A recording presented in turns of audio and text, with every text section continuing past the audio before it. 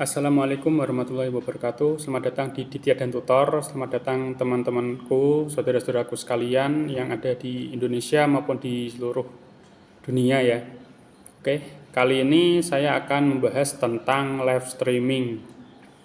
Oke ya, seperti yang kemarin ya sudah kita ketahui bahwa kalau kita live streaming itu kan perlu banyak persiapan. Ya, persiapannya bukan hanya kesiapan diri, tapi juga persiapan tentang alat yang kita gunakan. Misal kita menggunakan HP, ya tentukan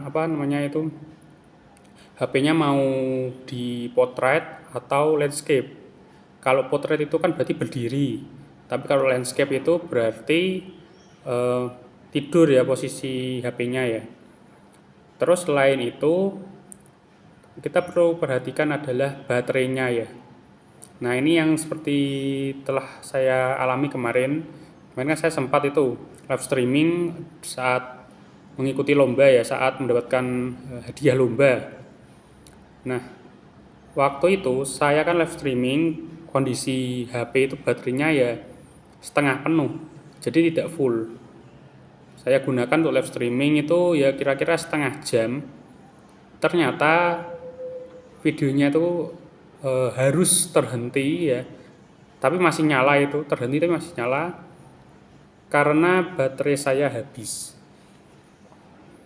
Nah ketika baterai habis posisi sedang streaming, itu bagi penonton, bagi orang-orang itu yang terjadi adalah tampilan itu ya, ada tampilan yang muter-muter itu ya, ada tampilan muter-muter seperti itu, tetapi tidak mati ya, matinya tuh lama.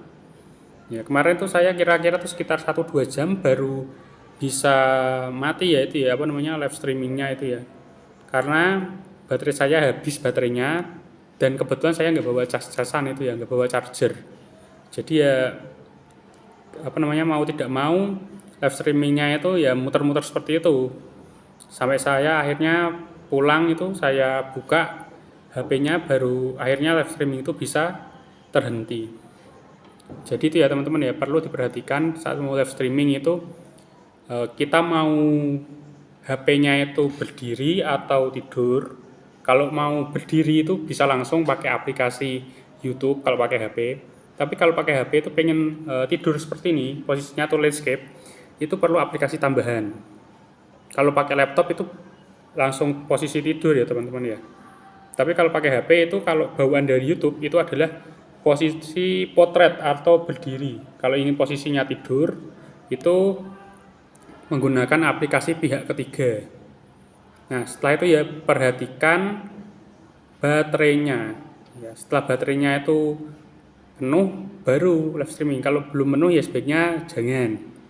Terus yang ketiga adalah persiapan mental juga ya, persiapan mental. Kalau masih malu atau gimana ya mungkin bisa dilatih dulu. Kalau misalnya mungkin ngomongnya masih belibet itu masih nggak apa-apa. Yang jadi masalah adalah kalau kita salah ngomong tentang sesuatu, salah ngomong yang bisa menyinggung orang, nah itu perlu diperhatikan. Karena kalau kita tuh saat live streaming menyinggung orang itu kan nggak bisa dihapus ya. Kalaupun dihapus itunya kan tetap aja barangkali ada orang yang iseng merekam live streaming kita kan bisa saja sebagai alat bukti. Jadi ya perlu dipersiapkan secara mental, materinya yang mau disampaikan itu apa itu harus ditentukan. Nah selanjutnya adalah yang keempat ya, yang keempat itu adalah pilihlah waktu yang sekiranya banyak orang itu bisa melihat. Kalau kita live streaming di waktu-waktu yang orang itu tidak mungkin lihat, mungkin saat waktunya kerja, saat waktunya anak sekolah, itu kan lebih baik dihindari. Gunakanlah waktu-waktu yang bisa orang itu melihat. Misal pulang kerja, sore itu ya, atau malam hari. Ya, malam hari itu malah biasanya rame. Setelah itu ya, manfaat dari live streaming ya. Live streaming itu memiliki banyak manfaat. Ya, ada banyak sebenarnya, tapi akan saya sebutkan beberapa. Kalau kita live streaming itu bisa menambah jam tayang di YouTube kita. Itu yang pertama. Karena jumlah jam tayang yang kita dapatkan adalah lamanya jumlah orang yang menonton itu dikalikan jumlah orangnya. Jadi ada misalnya ada orang yang nonton secara langsung itu selama 1 jam, ada yang 5 menit mungkin, ada yang 2 jam. Nah itu nanti total tonton orang-orang tadi itu dijadikan jumlah jam tayang yang kita dapatkan dari suatu live streaming. Tapi syaratnya hasil dari live streaming tersebut harus dipublikasikan. Kalau di private ya tidak muncul nanti jam tayangnya. Nah selain itu ya gunanya live streaming adalah untuk menghindarkan kita dari tindak kejahatan. Ya, kan kadang-kadang itu ada oknum-oknum itu yang ingin berbuat jahat pada kita. Kalau kita posisi lagi live streaming, orang itu mau berbuat jahat kepada kita kan juga mikir-mikir. Kalau misalnya ada orang mau jahat pada orang yang mau live streaming kan pasti akan kelihatan ya.